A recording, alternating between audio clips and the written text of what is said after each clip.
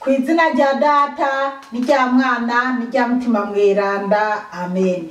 Bene wacu dusangiye ukwemera muri Yezu Kristu, ndabaramukije mu izina rya Yezu Kristu, nitugire Kristu.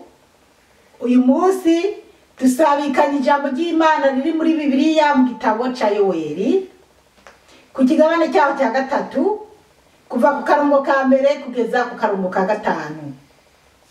Ijambo ry'umutwe ndavuga ngo mutima w'Imana azokwiragizwa kuri bose. Ibyo biheze nzokwiragiza mutima wanje ku muntu wese. Abahungu n'abakobwa banyu bazokwigisha nk'abahanuzi, abatama banyu barote indoto, imisore yanyu nayo ibonekegwe. Muri iyo minsi nzokwiragiza kandi mutima wanje ku basuku no ku nshoreke. Nzotanga ibimenyetso mu ijuru no ku isi, ibimenyetso by'amaraso, iby'umuriro, iby'inkingi z'imyotsi. Izuba rizocika umwijima, ukwezi nako uhinduke amaraso, imbere yuko umunsi w'umukama ushika, umunsi uhambaye kandi uteye ubwoba. Muri ico gihe rero umuntu wese azokwambaza izina ry'umukama azorokoka. Nkako ku musozi Siyoni ni Yerusalemu niho hazoba ubukiriro, nk'uko umukama yabivuze, bube no mu barokotse umukama ahamagara. Bakristu bene wacu, iri ni ijambo ry'Imana, dushimiye Imana. Aleluya, amen, aleluya, aleluya, amen, amen. Bana b'Imana, ijambo ry'Imana tugiye kumva uyu munsi riraryoshe cyane. Kuwa Mungu hazoba ari umunsi mukuru, mbese Pentekoti, umunsi mukuru Mutima Mweranda aza kubatumwa. Rero ndibaza muri Ekleziya umunsi wa Mungu bazoba bariko barasoma mu gitabo cy'ibikorwa by'abatumwa. Ariko nanje nashimye, ndumva ko Yezu Kristu yampaye kuvugana namwe kuri aya majambo aryoshe mu gitabo ca Yoweri. Ijambo ry'umutwe riravuga ngo mutima w'Imana azokwiragizwa kuri bose. Ngo mutima w'Imana azokwiragizwa kuri bose. Bana b'Imana, mutima w'Imana ukwiragizwa kuri bose, n'abanyabyaha mutima w'Imana arabajako. Ahubwo Imana iraha abantu umutima wayo, abantu gusa bakanka kwakira Mutima Mweranda, bakanka kumwakira. Ndaza kubisigura ninabishikako. Rero akarongo ka mbere karavuga ngo ibyo biheze nzokwiragiza mutima wanje ku muntu wese. Ngo ibyo biheze nzokwiragiza mutima wanje ku muntu wese. Iyo ni Imana yari kiravuga ayo majambo, yari kiratanga ubwo butumwa. Ushaka kubimenya neza muri iki gitabo cya Yoweri ucuhera ku kigabane cya mbere ingene byari bimeze. Rero ngo Imana iravuga ngo hamaze guhera ibintu by'amahano n'ibindi bindi byariko biraba mu Banyisirayeli, niho Imana yavuga ati nibyamara guhera ibihano Imana yari yabasutseko, Imana izobagendera ibasuke ko mutima wayo mweranda, mutima w'Imana. Kuko niko ngo ibyo biheze nzokwiragiza mutima wanje ku muntu wese. Niyo mpamvu mutima, hariho abantu batemera ko Gatolika canke ayandi madini yizera Mutima Mweranda, ko twonezerwa no kumva tuvuga mutima w'Imana canke Mutima Mweranda aza ku bantu. Rero Imana nitubwira ko Imana izoha Mutima Mweranda umuntu wari we wese. Turabandanya. Abahungu n'abakobwa banyu bazokwigisha nk'abahanuzi. Ngo abahungu n'abakobwa ngo babo ngo bazogira iki ngo bazokwigisha nk'abahanuzi.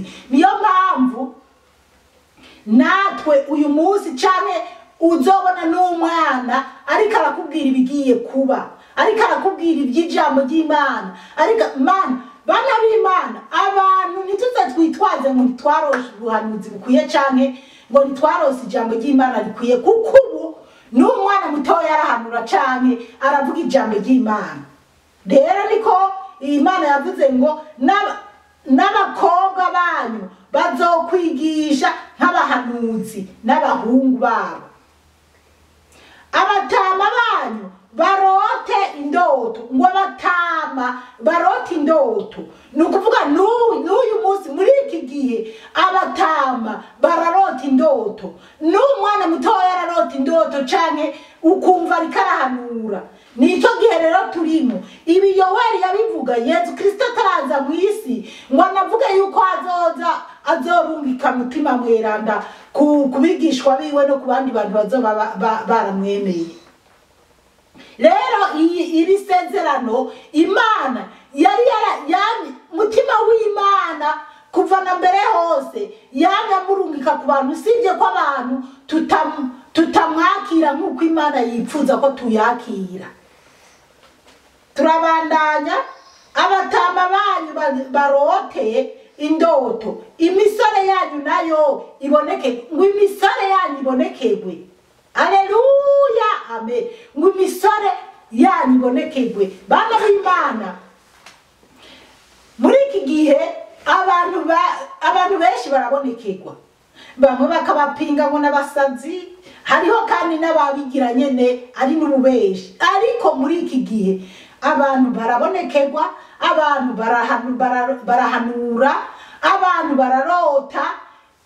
Bana b'Imana, ibyo ndavyemeza. Nyirahamse nibuka mu misi Imana yaravuze ngo abatama barote. Ubwo rero hari gihe nkunda kwivugira ati iyo narose nk'ibintu nkavuga ati narose ibintu kunuku canke neretswe ibintu kunuku, gasanga bamwe barabipinga, abamaze gutahura nabo tukabyumva kimwe. Mu gihe cyahera nigeze kuba ndababwira ati jewe ndi kurota intambara, kandi intambara ndota iteye ubwoba.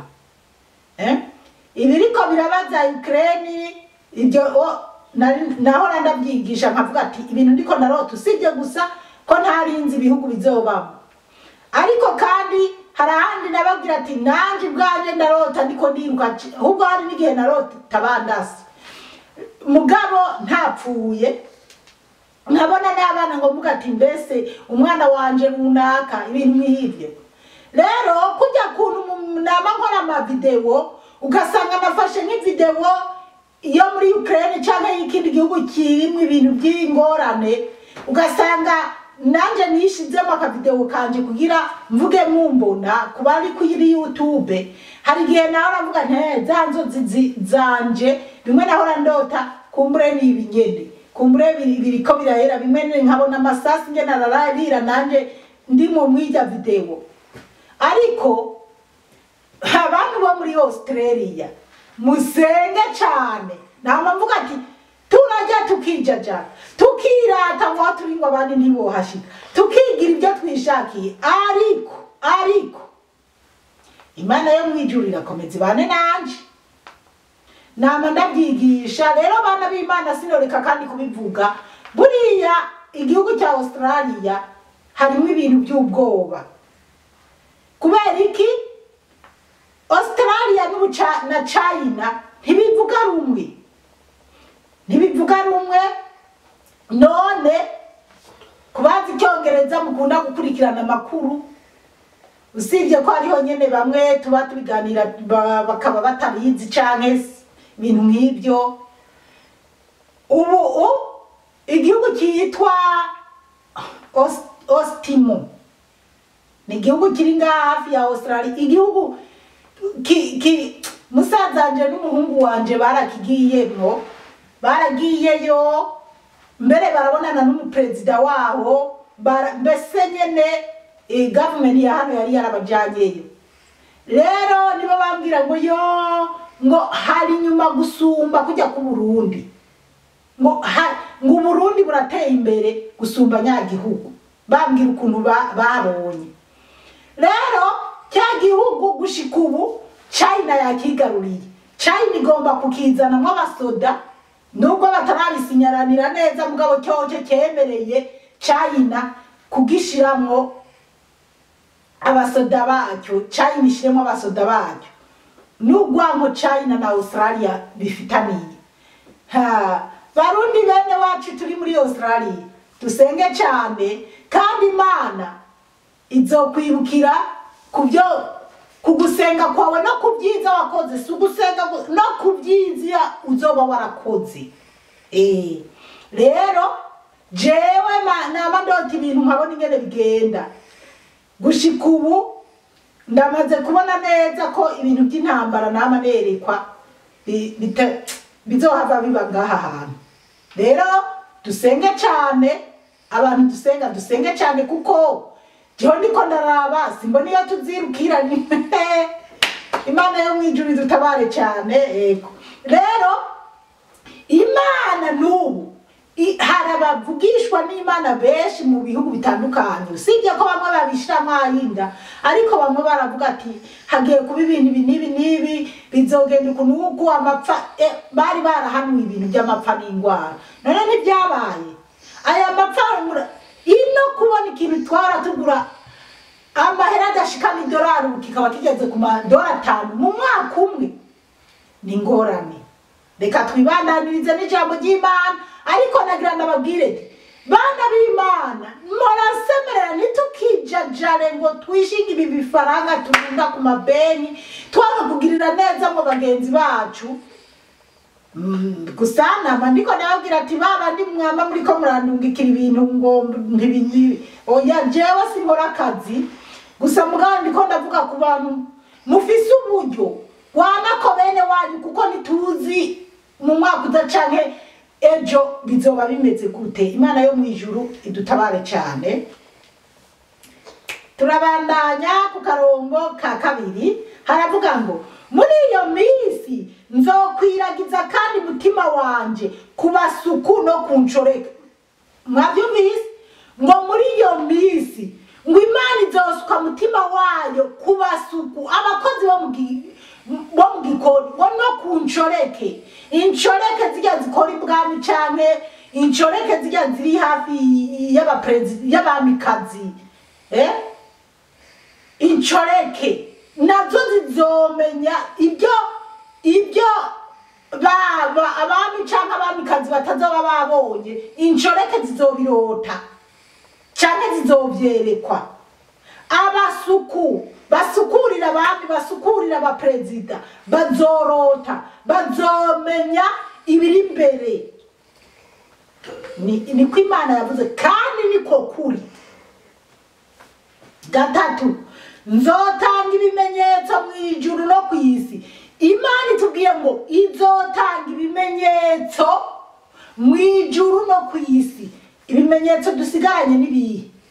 Hari ibimenyetso byinshi bana b'Imana. Mwisi hari ibintu by'imyuzure, hakaba za tsunami, haza bibiki nibiki, ariko ibintu bibaye muri uyu mwaka no mu mwaka uheze ntibyari bwigere bibaho.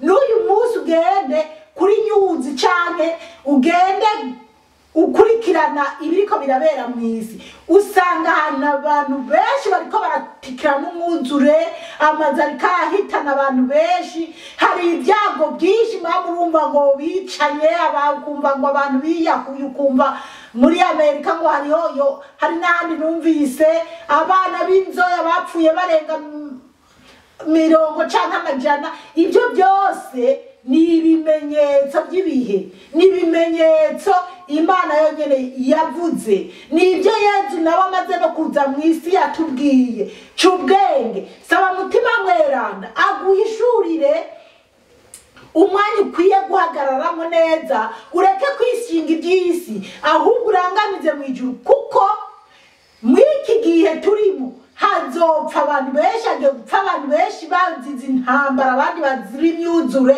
abandi bazira inshinge z'incanca, abandi bazira indwara zatewe n'aba babwenge bwinshi. Bana b'Imana, hari ibyago byinshi abahoze bankurikirana kuva nkaraja no ku ma YouTube bama bambwira tukabisubiramo. Rero ubwo nuko bimeze, nanje ubundi umuhanuzi, nanje ubundi umuvuga butumwa, kandi Imana yantoye hasi mugabo Imana yanyigumiriza ati unkorere akaziheba ibiki n'ibiki, nzokugaburira mwana wanje mugabo uvuge ibyo ngomba kuzana kwereka. Rero ndabivuga, bamwe bakanyita umusazi, abandi bagaca muri boxi bamiga bambwira ati reka wewe nta mugatolika yeretswe canke yo kwigisha nk'ibyo uri kuravuga. Yezu Imana yonyene yavuze iti, Imana Yezu ataraza mu isi yivugiye ko yonyene izosuka mutima wayo ku bari mu mubiri bose. None wewe urahahaza abandi bantu bibereye muri mpemu yera yahaye mutima wayo kugira ahanure canke avuga ibigimirije, urabuza abandi kuvuga kubera iki? Wowe uzi gute ko ari wowe wenyene? Wowe niwe wibaza ko uri mwiza imbere y'Imana yoha kuvuga ubutumwa canke guhanura abandi itabibahaye? Ntukontorora amashure, Imana n'uruyoya irarukoresha, n'ubutize iramukoresha. Niyo rero kuri gatanu twariko turaraba ngo nzotanga ibimenyetso mu ijuru no ku isi. Nibuka ko nigeze no kubabwira hari imvura yigeze kubirikiragwa muri Australia mu mwaka nyene ku buryo baza babona imiriro. Ibimenyetso by'amaraso, by'umuriro n'iby'inkingi z'imyotsi. Hari ibintu nuko namaze kubitegura, nari kubereka video iteye ubwoba muri news nabonye ejo. Ibintu biteye ubwoba bana b'Imana, mu isi hari ibintu byinshi biteye ubwoba. Nibyo byibi rero Imana yatubwiye. Kane, izuba rizocika umwijima, ukwezi nako guhinduke amaraso. Ibyo biriho. Ukwezi kwama guhinduka kugaci hakaba umwijima, canke izuba rigahinduka hakaba umwijima, ugasanga hari hahantu. Bana b'Imana, niturabe ibintu biriko biraba mu iki gihe Imana yarabivuze. Imbere yuko umunsi w'umukama ushika, umunsi uhambaye kandi uteye ubwoba. Bana b'Imana, ibi rero ngo biriko biraba, ngo biriko biraba mu gihe twiteguye umunsi uzoba uhambaye uteye ubwoba, umunsi uhambaye ni Imana yabivuze. Na Yezu ntiyari bwaje mu isi.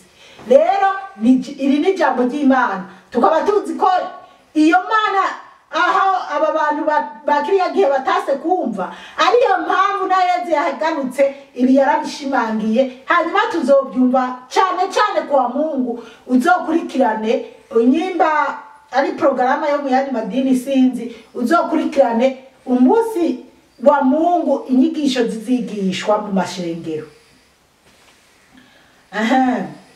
Gatanu aravuga ngo muri ico gihe rero umuntu wese azokwambaza izina ry'Umukama azorokoka. Ngo muri ico gihe rero umuntu wese azambaza izina ry'Umukama azorokoka. Rero muri iki gihe abantu bambaza izina ry'Umukama tuzorokoka. Haleluya, amen. Muri ico gihe abantu ngo bambaza izina ry'Umukama bazorokoka. Ambaza izina ry'Umukama kugira uzorokoke. Bana b'Imana, iyo niyumviriye jewe ahantu maze kurokoka, intambara maze gucamo, nkaraba ukuntu Imana yagiye imbungabunga ikangirira neza.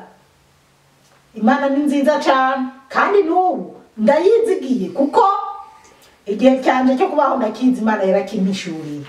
Ndakwipfuriza nawe kumenyana n'Imana, yisabe iguhishurire byinshi kuburyo izoguhishurira n'igihe cyawe cyo mu isi, igihe uzomara mu isi.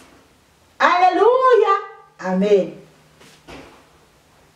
Nkako ku musozi Siyoni ni Yeruzalemu niyo hazoba ubukiriro nk'uko umukama yabivuze ngo ku musozi Siyoni Yeruzalemu ngo niho hazoba ubukiriro ngo nk'uko Imana yabivuze. Aha naho ku musozi Siyoni Yeruzalemu nuko tuzi ko Yeruzalemu hari igisengero gikomeye abantu bahora bateraniramo bagenda gusenga. Ubwo rero abaza gusenga nyene niho bagomba kurokokera. Ku musozi Siyoni ni nkuko nubu womenye nyene ukavuga uti ndahantu nyene ndimo neza ndasenga neza ndisonzesha, ariko kwisonzesha udafasha boro canke udafasha abatishoboye ntacyo bimaze. Kwisonzesha ubigirana ibishobisho oya, ahubwo isonzeshe mugabo ukonora neza ko uri mu nzira neza, uriko urakorera Imana nk'uko Imana ibishaka. Bube no mu barokotse umukama ahamagara. Turasubiramo nkako ku musozi Siyoni ni Yeruzalemu niho hazoba ubukiriro nk'uko umukama yabivuze. Bube no mu barokotse umukama ahamagara. Murumva rero ko ngo bube no mu barokotse abo umukama ahamagara bakumvira Imana bakumvira umukama. Urumva ababi bari yaza Yeruzalemu bo aho nyene Imana yaraberetse ingene bizogenda. Aba nabo ngo bube no mu barokotse umukama ahamagara. Aba nabo n'abandi bo mu isi yose umukama ahamagara hanyuma bakitaba ijwi ry'umukama bakemerera Imana bakayikorera nkuko nanje nitavye umukama kugira ngo ndamukorere, kugira ndamwumvirize. Ndabikwipfuriza nawe kuko hariho benshi bahamagawe ngo bakorere Imana baranka kubera kwishinga ubuzi bwo mu isi, kwishinga iby'isi, kwishinga umunoho w'iby'isi, abantu bagacumuzwa n'iby'isi, ibintu nk'ibyo. Bana b'Imana turakwiye kugaruka ku mukama igihe turimo n'icyoroshe. Ndakwipfuriza kwakira mutima mweranda w'Imana. Mwarahezagiwe n'Imana, umukama Imana bahezagire cyane. Ku izina rya Data, rya Mwana, rya mutima mweranda. Amen.